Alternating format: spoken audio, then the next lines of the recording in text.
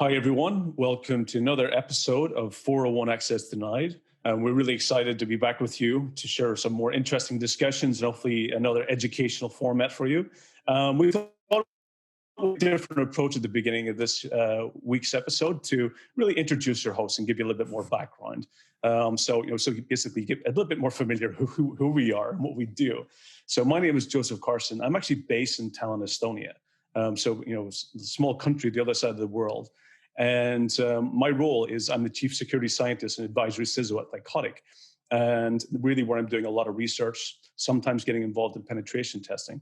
I've been in this industry now for more than 25 years. So this is where a lot of these gray hairs and wrinkles come from is a lot of the wars and the experiences, I would say, and the lessons learned over the years. Really in depth in security industry, worked for many years in different capacities. But really my goal is to really share my experience and knowledge with you. So I'm one of the co-hosts of the show. I'm really excited to also have Mike Gruen, who's another co-host with me. And so, Mike, if you want to give a little bit of background about yourself and share with the audience. Yeah, definitely. So, Mike Gruen. I'm the VP of Engineering and CISO at Cybrary. Like Joe, I've been in the sort of technology space for over 25 years. Don't have all the gray hair to show for it, but definitely have been doing it. Started as a software developer and have always been in sort of a cybersecurity adjacent spaces. My last company was doing user entity behavioral analytics, so a security platform. And so it's sort of a natural fit as I came here to take on more and more of the security role in addition to managing the engineering team and all the technology that we have here. So really excited that we're doing these podcasts. I love talking to Joe and look forward to getting started. Awesome. And today's topic is one that's probably been a pain during our entire career. Right. Yes. It's one that is really that it's repetitive and we don't seem to get away from it, is, the bad habits of passwords. Passwords just pick up so many bad habits over the years. And we seem to get in this rut. And there's been numerous discussions. Passwords are going to go away. They're going to disappear. And we've been, hearing that for the last 20 years, at least, repetitively. And I don't feel, in my jobs and roles and what I do, I honestly don't feel that we're getting any further away from them. What I do feel is I'm less, let's say, typing them in or interacting with them rather than what I would have been before, is having to keep trying to remember and reset and so forth. But there's a lot of bad habits out there. So, Mike, what's your experience and what bad habits have you seen in the industry? Yeah, I mean, my experience is similar to yours in that I think with all of the tools we have now between SSO and password managers and things, I am happy that I only have to remember like a handful of passwords. I think it's down to 3 or 4, and then everything else is remembered for me, and a lot of just sort of clicking and saying yes. But in terms of bad habits I've seen, I mean, everything from patterns. I know, like not even on personal passwords. Like I remember working at companies where the Wi-Fi password was spring 2017, fall 2017. That was their rotation. It was sort of like, what's the point of rotating it if it's going to be something that we can all guess after we leave the company? Mm-hmm. That type of stuff. Or, there's the typical password reuse. I think one of the ones that's most common is like when you're, and we were talking about this just as we got started, when you're signing up for a service, and mm-hmm. It's asking for a username and password, and maybe your password manager doesn't pop up to automatically fill it in. So you're like, oh, I'll take care of this later, and whatever, you put in some password, and maybe you don't ever get back to it. Maybe you don't have a password manager, and it's just like you use some sort of default, like, oh, easy to remember mm-hmm. password. I think those are some of the big, the most common bad habits we've seen. I'm curious what your experiences are. I mean, I agree. One of the things that I think that have probably changed over the years, in my view as well, is we used to have these, the thing about people writing them down in paper mm-hmm. as well. That used to be putting them on the Post-it notes. When I used to remember going around, I worked in foreign exchange and money markets and trading floors, and you simply just lift up the keyboard, look underneath, or behind the monitor, and you would right. find passwords written down. And even I remember doing penetration tests on maritime vessels. And on a lot of navigational systems on the bridge and a lot of computer systems that's on the bridge of the ship, it would be simply there'll be a post-it note with 4 numbers written and stuck to every device so that the crew would be able to know what it was so they could easily access them. But my view on that has simply changed a bit. Is that I think for the average person that's at home that may not be is tech savvy, putting them down, not keeping it. I think that's one of the problems is putting them in maybe a locked drawer or a locked location or somewhere that's harder for people to gain access to. So really, it really comes into there's some bad habits that people that have changed over the years, but I think even to the point where even the password reuse is that's the one that we need to get out of, is where people continue reusing the same password, and even to the point where they're just even simply using those small variations. I went to a lot of hotels, even airports, where the password has been the same for like 3-4 years. No one's ever changed it. And that means that what's the point of having it if it's something that becomes static and even public searchable as well? So there's a lot of bad habits that people have out there. And I think my goal eventually is I separate them into 2 different buckets, is the ones that we use as humans and the ones that we use in systems and automation. Mm-hmm. And I think we have to treat those differently. The ones that we use in systems automation can be very complicated and complex and long and can be rotated very frequently. But the ones that we enter as humans, I think we need to get to the point where humans have to less enter them in or use them, or even they should not even be creating them in the first place. So that's something that I would like to see moving forward. Yeah, I agree. I mean, I think about my own like Wi-Fi password at home, which I went through the process of setting up profiles I could push out to all my iOS devices, so I could go with a really complicated Wi-Fi password. And then as soon as we had guests coming over, and my wife was like, "How do I get people on our Wi-Fi?" And it's like, well, you kind of don't, because it's really long. And so having to set up a separate VLAN for and guests, and again, it's coming up with a password that's easy for us to remember. That's good for our guests. We probably don't rotate it nearly enough on our, it's because we give it to friends and family.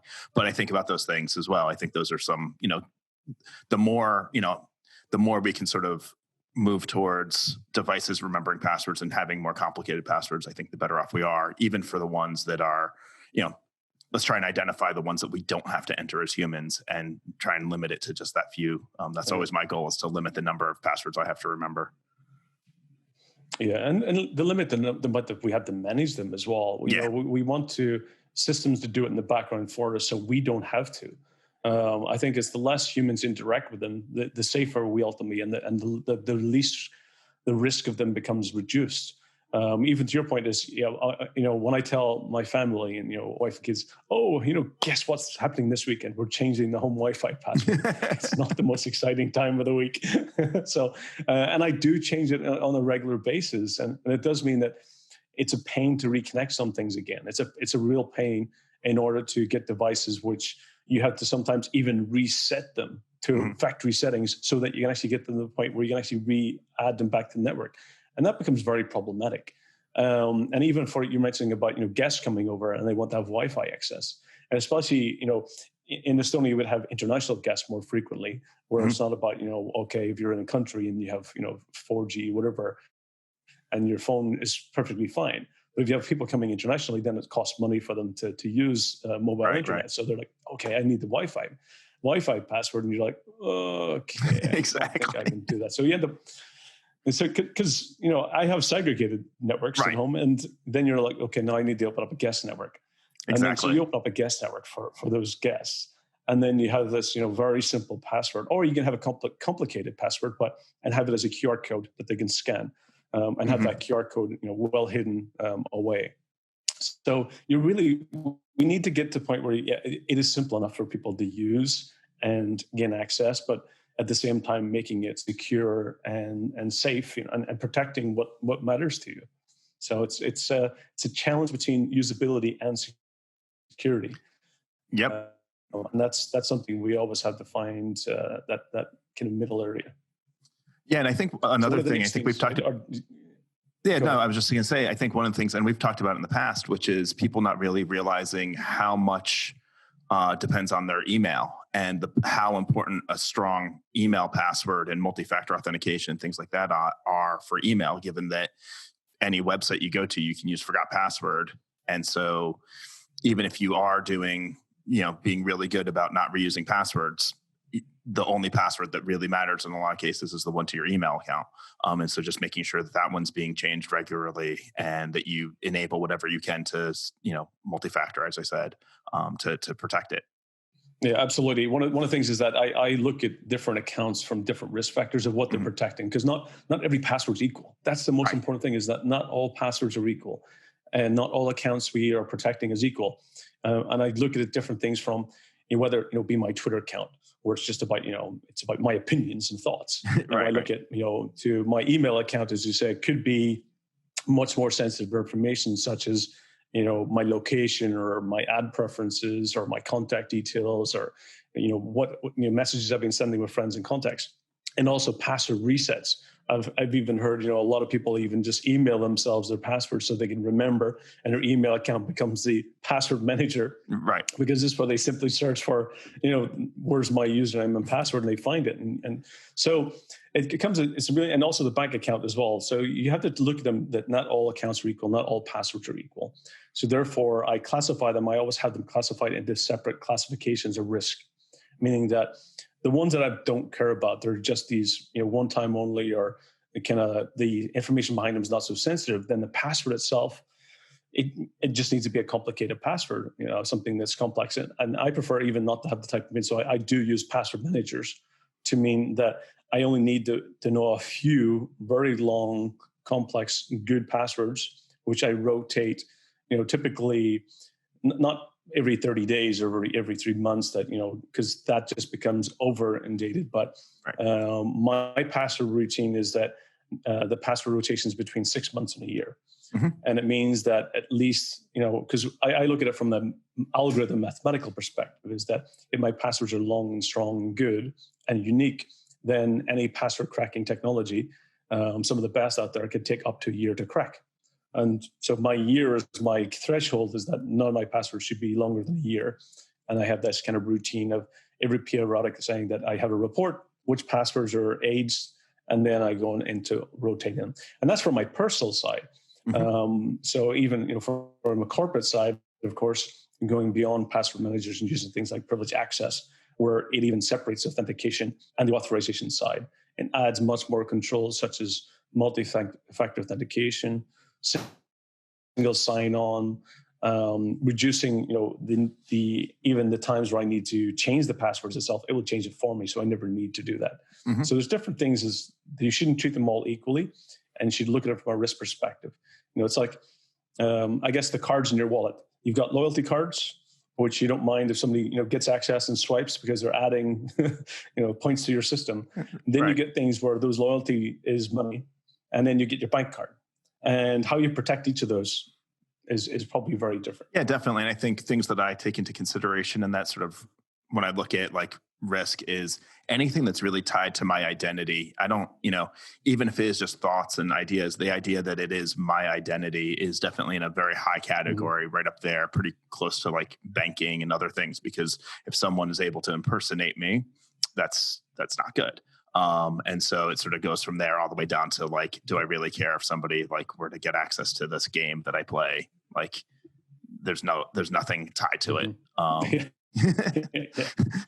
So, but yeah, it's definitely, there's no link. There's major impact other than losing points. Exactly. Maybe, unless they're really good and they want to, get my high score up there. But yeah, it's one of those, I think assessing risk is one of those areas, it's adjacent to passwords.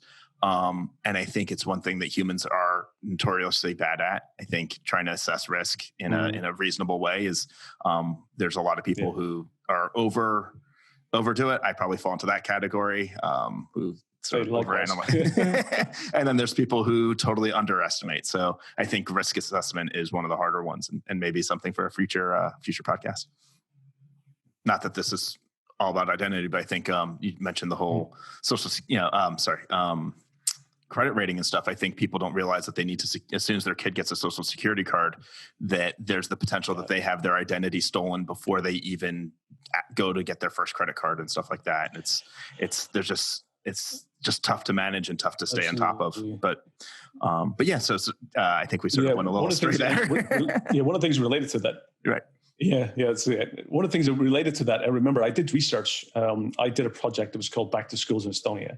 And it was about me going into schools and, I thought I was going to educate kids, but I learned more from that project from the kids that taught me.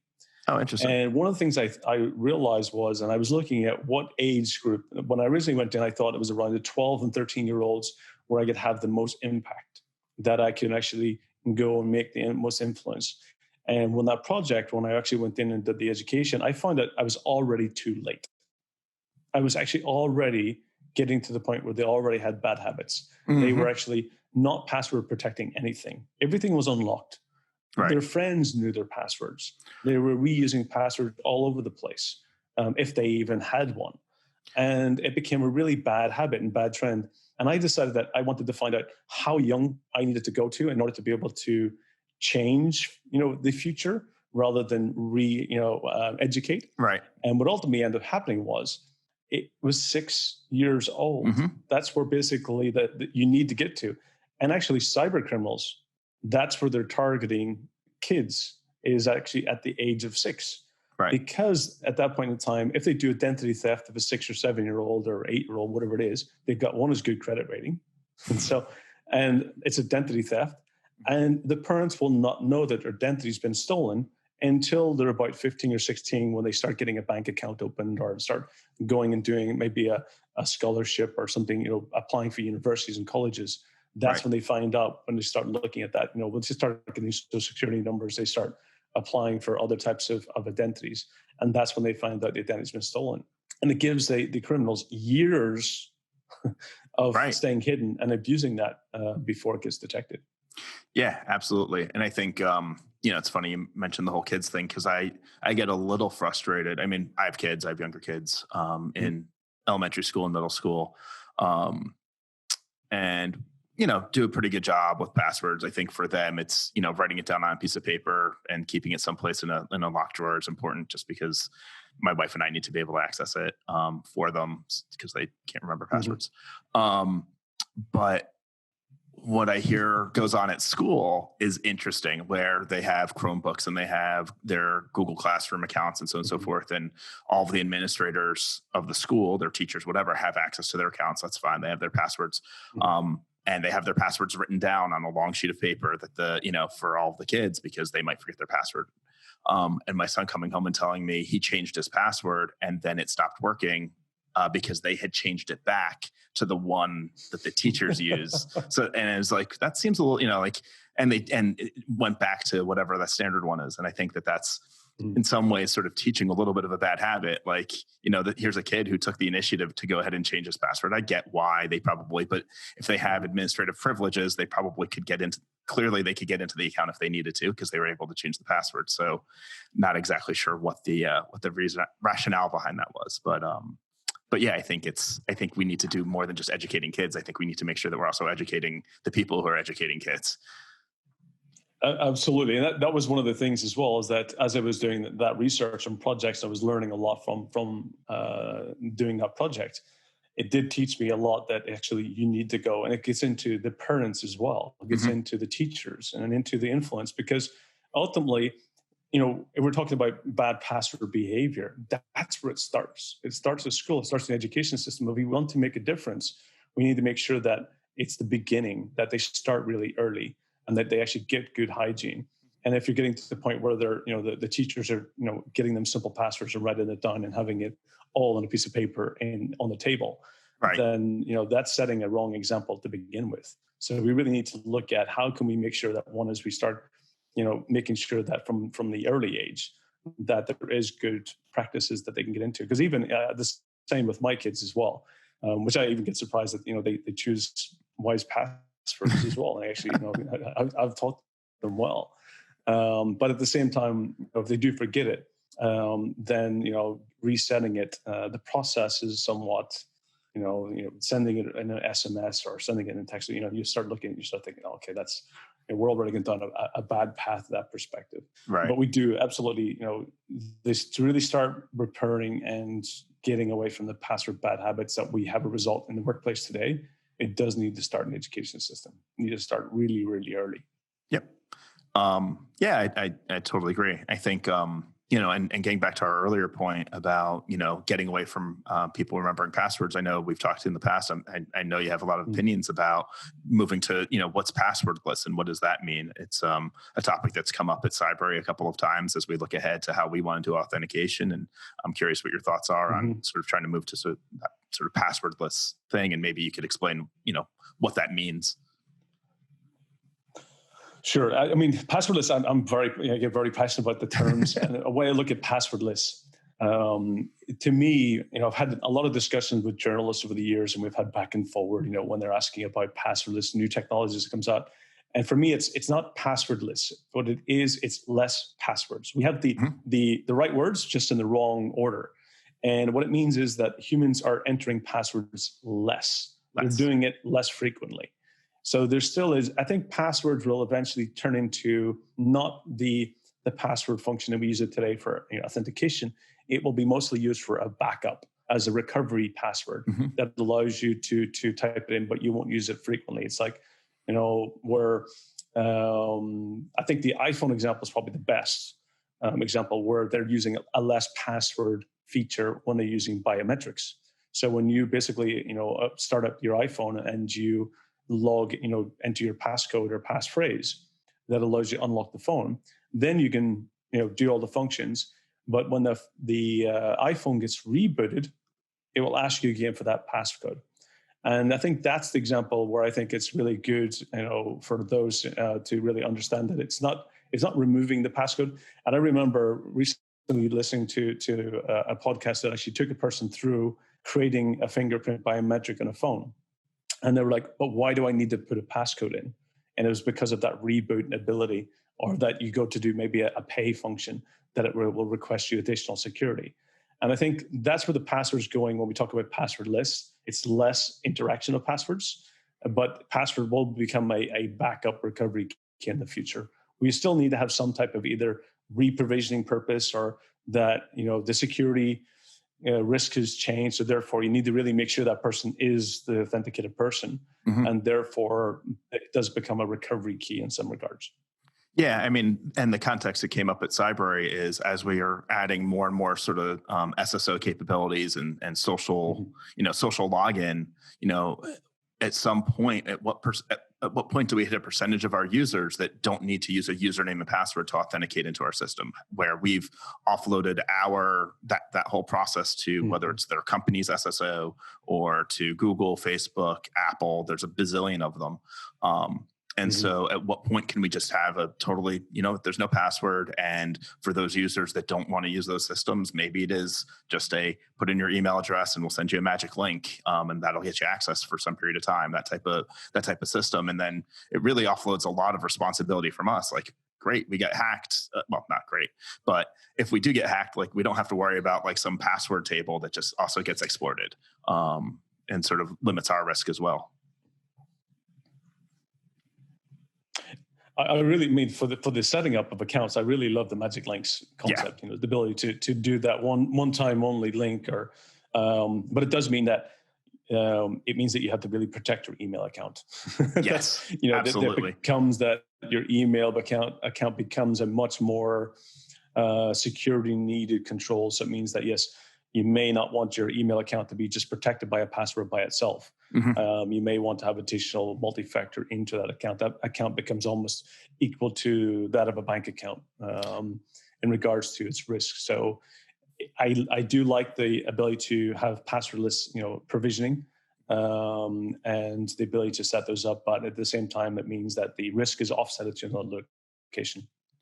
Yeah, and I think to sort of counter that, I mean, we're already at that point where your email address is, as we said earlier, right? I mean, anybody can use a forgot password. If they get into your email and they use a forgot password, it sort of it's already, that risk is already there. We already have that in our system today. Yeah. There's actually plenty of systems. It's funny. There's things that never made it into my password manager for whatever reason, like the like the syncing didn't work out, and so I don't know what the password is. It doesn't show up in my password manager. It's clearly something hard, and where I just use forgot password, and that's it. Like I have to access those systems so infrequently that I don't even bother remember, putting the password into the password manager at this point, because it's, and so just I'll just use forgot password every time. Easy, but yeah. Yeah, it becomes the easy workaround. People also will do that as well. It's like, I've got access to my email. I'll just use my email as my password manager, and that becomes the reset, and it just becomes that frequent reset where all of a sudden now, and it becomes, that's where the bad habit gets into even reuse of passwords. Right. Now I do a password reset. It gives me a link, and now I have to create a new one. I'm like, oh, well, I don't want to forget it again. So I may as well use the one I remember. And it's the one, that last one that you created for another site. So it gets into a lot of bad habits. And I think that we need to have, and then people get into even started using browsers to store passwords as well. So there's a password manager in the browser, and that worries me as well. But I think that there has to be a balanced trade-off between usability and the risk for offsetting. Maybe for the consumer and the average person, that isn't technical, storing it in the browser, as long as they're making complex, unique passwords using that function, it might be okay. But for organizations that are, protecting sensitive systems, that's definitely, not a good habit to get into. And they always definitely need to make sure, because if an attacker, all of a sudden installs a compromised browser extension, and now that browser extension can access their full hard drive, and they compromise their local account, and they have access to all those passwords that's stored in the browser. So, there's a lot of ways around that. So it means that, yes, that there has to be this trade-off balance between, what is the risk we're protecting, and should that even be a possible kind of, let's say, bypass that, attackers should be able to use? How do we protect it? And it means that, yes, now you have to think about, okay, I have a password now for logging into my laptop. I now need a password for logging into my browser password manager. Right. And I now need another. So it becomes that, the incremental increase of passwords. Yep. And I think the other thing that's related to that is people not really realizing that if somebody has physical access to your computer, that means that they can, unless you encrypt the hard drive, they have access to everything that's on there. It's pretty, you can pull the hard drive and you can plug it in. And if it's not encrypted, then anything that's on there is also, readable. And so when you're getting rid of a computer, making sure to wipe it, just generally using full disk encryption, it can be a little, it's a little frustrating that computers don't ship with that. Operating systems don't just enable that by default. That's still on the user to check that box. But I think people sort of, forget about physical access. Yep. Yeah. That's where some password managers end up getting is between password managers that people are still accountable for responsibility for doing it themselves and for making the selection. They're responsible for rotating them, responsible for managing them, responsible for keeping them tidy, keeping them unique, choosing the right complexity. This is where, I think this is where I get the point where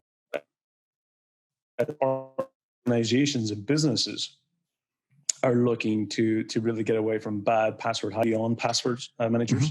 And moving into privileged access management, because that's where it starts getting into more centrally controlled. It gets into more centrally policies, and it takes away the responsibility and accountability from the user themselves. So it allows more centralized, more consistent controls, and it takes away that password hygiene problem from actually having, and this is really we get into, is that the less we have people to think about and need to be securing and focusing on security, if we take that pain away, the more secure that actually they become over time. I agree, although I do think that there's plenty of companies and corporations that put these password policies in place that don't even realize that they're actually counterproductive. Hey, we're going to make you rotate your password every 30 days or every 90 days, and it's going to have this complexity, and it has to, you start putting all these rules in place, and next thing you know, people are actually, the passwords are hard to remember, easy for a computer to crack, and having to change them all the time just leads to other bad habits. And I think, it's one of those things. It's definitely a pet peeve of mine when I'm filling out, these security questionnaires from various companies, and they're like, "What's your password policy? Does it have this, this, this, and this?" And it's like, well, actually, I think ours is better than that. And then I have to go and sort of explain it to someone about what we actually do. So I think that there's, we're still operating from these, you know, ideas that were born in the 80s and 90s, especially the 90s, that need to like be revisited. I think, and I think a lot of people have, and I know that even NIST put out the new standard around password and policies, but people are still slow to adopt. Yeah. I was a bit I agreed with some of NIST's recommendations, but I also disagreed with some of them. And there's still a continuous debate into it as well. Yes. Is that the difference between today is that, yes, the password rotation was originally designed when we only had one password to remember, not when we had 30 or 40 or 100. And it was a maximum of 8 characters. Yes, and we had a maximum of 8 characters, correct. And that complexity meant that, yes, it was much more easier for people to remember and use, and that was acceptable. But now it's not scalable in how we use them today. And what they made the changes to, as long as you use multi-factor authentication and you have a long password, it doesn't matter in complexity, you don't need to change it. And that's where I think some of the security industry, including myself, we're drawing the line going, no. Right. And this is where I've learned even, I did a recent webinar that was based on incident response and how do you detect that you've been breached. And one of the methods that I've found is that if you're unpredictable, and it means that you may not change all passwords every X amount of time, but there's certain accounts that you might decide that let's do a random password change, and 5% of our system accounts or service account passwords out there. Let's just do random. And that random check and random change, which is unpredictable and unplanned, can actually sometimes uncover and surface up, undetected breaches that you may have not been aware of.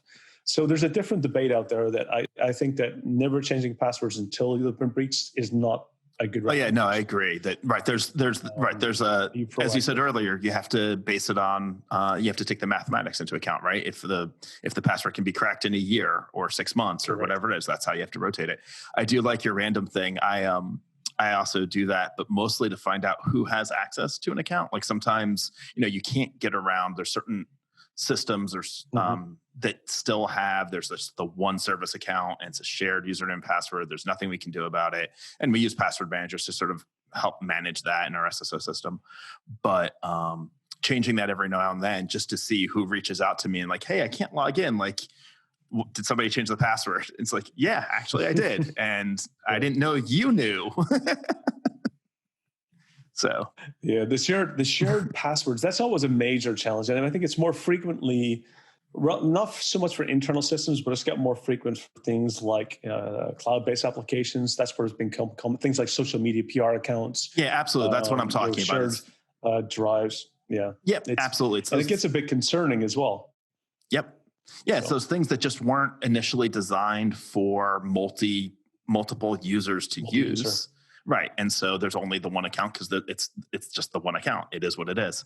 And trying to secure those is always a challenge. And the sharing passwords is inevitable. And then next thing you know, somebody is like, oh, this person's on vacation. So I need access to that. So they sort of, that password gets shared a little bit beyond who the scope was originally intended for and stuff like that. Absolutely. And it gets into even auditability.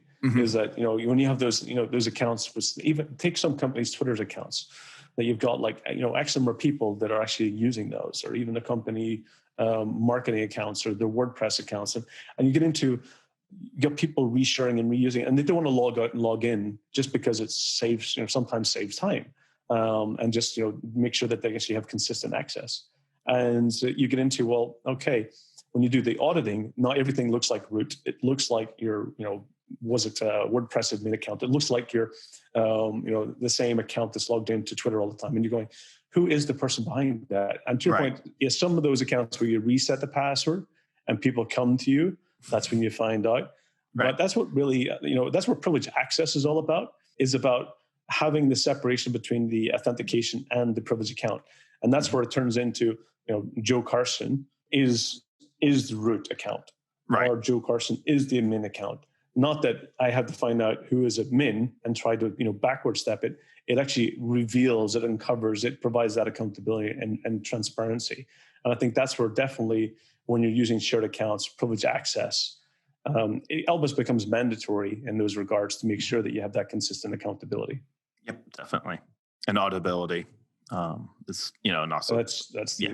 for me. Visibility is the important part. Is that you know and you can account that this person was actually Joe was the root account on the system at this time, or you may find that okay, there's two users on the system at this time, and now I actually have accountability not just to their using root, but what actions they're also performing at that time as well. So I can say Joe was installing this application, and another person, whatever John is doing a patch upgrade of this particular application.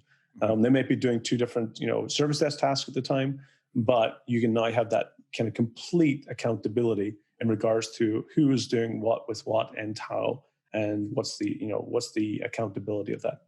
Yeah, and when you talk about like AWS and some of the stuff, or just the sort of IAM role, being able to do things as a role for some temporary period of time. I think those are some of the important things where you can sort of say, give someone access to a system. They're still authenticating themselves, but they're acting in this role, sort of the pseudo, if you will. And so I think those are, I would love to see the Twitters and Facebooks of the world try and figure out a way to sort of solve that so that we can have multiple people authenticate into those. I do at least appreciate the ones that have the, hey, here are the different devices that have logged in, and you can actually, the different sessions, and you can go in and audit that and log those out. I at least appreciate when that's available to me. But yeah. Yeah, absolutely. I mean, that's important. I think that's when we really get into the ability of applying least privilege to things like cloud and SaaS-based applications, where you start with not having full access. Things might be blurred out. You might have little buttons that says, I want to access this, so I need to now provide justification. So this is where it gets into least privilege everywhere. Not just in on-premise, not just in laptops and desktops and servers. It's cloud applications, it's web interfaces, that now that we have to, if we want to do something, I might be logged in as the administrator, but things might be not visible until I provide some type of justification. And that really provides that accountability. And it even gets to the point where if you might be sending all of this off to a SIEM, and now the analyst is looking through the SIEM logs and they say admin, and you're going, who is admin? What does that mean in my log files? And this, provides that ability to backtrace and say, well, it was on this system this time, and this is the user who checked out or who accessed that account during that time. So going back to that accountability and auditability, especially when you're doing, basically having your security analysts filter through the logs. And if those log files don't have any tie back, then they become almost useless. Yep. So I'm hoping that the audience is really getting a cast of that this is a big problem, and it has many different facets that it goes into. And I think that I think all of us need to probably take a step back and think about maybe even just let's do. I really like when we get into hack yourself type of thing, and think about okay, what's my security control self, and you find out what comes back. We need to do that kind of audit on our password hygiene. Is there accounts out there that you forgot about? Is there passwords that you've reused many locations? Have you even went to places like Have I Been Pawned to check if accounts that you've used have actually been? It's funny that you mentioned that, because that was one of the websites I was going to recommend is Have I Been Pawned? I mean, for a company, we have ourselves set up as a domain, so we get periodic emails from them when there's a new breach. And then for my own personal, I check it pretty regularly. So yeah, I think that, looking for those, and, when it comes to accounts you may have forgotten about or accounts you don't use anymore, I think it's easy to add things. It's tough to remove things. So going and one of the nice things about GDPR is this right to be forgotten. There's probably a bunch of accounts you don't need anymore, and you can just go ahead and delete and feel pretty comfortable that, if they're GDPR compliant, that they're going to remove everything about it. And I think going through and looking for those is another great way to sort of reduce your risk and reduce your exposure.